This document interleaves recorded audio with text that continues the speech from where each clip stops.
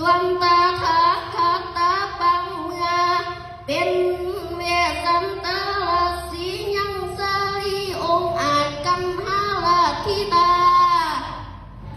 กาทั้งน้ำพายาผัวเป็นแม่มีของวัดแก่ผัวตนอันสาลาและให้เจ้าจอมนาฏเป็นท่านเพื่อแลกงานดวงประเสริฐเป็นปาเลิศโลกาสองบุตรตาพี่น้องเกิดความทองนั่นลากับทั้งนางมาที่สีเสื่อมซอยก็หากเป็นเทียหักห้อยทอชีวิตแท้บ่ค่าเพราะว่าเห็นเจ้าแก่สัพพัญญูไพน่าอันจะได้เป็นประสูติในแหล่งลาโลกาเจ้าจริงกินลาวาลังเมตัสสัมมาโมขังโอโลเกสีเจ้าก็ลิ้นดูยังหนานังนาดเห็นองค์อาศัยรีมาที่จะบรรลาสมาธิสีโสภาอาหาเก้าสังภาลาสีเจ้าวาลังเนียเทวาข้าไว้บัวเพียรเจ้าต้นวิเศษเหตุดังเนื้อแลมาลิงลูนาภูขาแล้วแลบอจะจาลาจาสันเนียสาหันนาทั้งนั่งปัญญาโกบอกาทำเสียงสีหานาตุนบาเจ้าฤาษีวาโก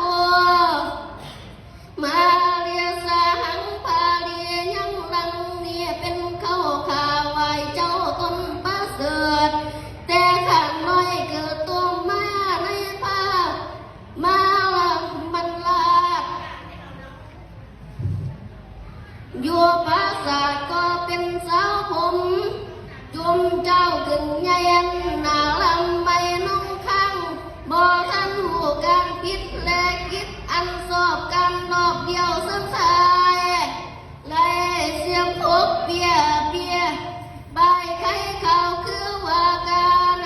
เบาแลการสร้างความเพิ่งเผาซึ่งสู่ขาก็ไปทันหูสังจักอาณาก็เลยมาพบพาจอมทันแต่เมื่อขาแต่เมื่อขายังน้อยเป็นไฟแทบเทียมแสงเป็นแมงแพงปาปาไทยเทียมแทบไว้ในใจเป็นที่พ่อพาไทยจงจอดเป็นที่ขอดคำหักแห่งเจ้าจำหัวส่วนบังบาผักเจ้าจอมไตยังน้องไว้อักเขาหรือเลิศดาวทอละเนี่ยพาผู้มีก็ยังเบาถึงเท้าตาลงสมเป็นผัวล้มเรือนเราพาผ่านไล่เป็นเจ้าแก่ขาน้อยมาเทียยาสาบัวเพียผู้มีอยู่เก่าสือว่าผัวเป็นผัวเจ้าเป็นผัวบ่ควรผัวสักอยากใจขาน้อยนานมาเทียเพียยังเมียสันโดษให้ข้าโพดเป็นทางแก่พามานาจางจงไปความเต่าใครนำไปเจ้าว่าข้ามีใจจงเบียดข้าน้อยเพียงกะทำตามาอันงามไว้ประโยชน์เงินคำโสดแก้วแดงนะขายขาแทนที่ใส่ขาโบใครจังนี้พาผู้มีอาคาเสินเท้าเสินทานเท้าจงขายแลกเงินทองมาเป็นของสินใจให้รวยไงเป็นทางแม่นว่าควรแม่นว่าคนสามัญใจโหดประโยชน์ด้วยสิ้นเดือดแดกกะลูกมันเอ็นเป็นอันหากเสินเท้าละลงบาลันบาจอมท่านเจ้าฟ้ายามนั้นอย่าเกิดกันนานการอันเอื่นอย่าว่าขาจักเดือนถึงสาด้วยศรัทธาพระบาทต้นสาลาดของบุญข้าบ่ฟุ้นกิ้วโกรธให้เป็นตัวสาอย่าว่าข้าบ่สู้แท้จากเกินเส้นขาไล่มาเป็นแมงแต่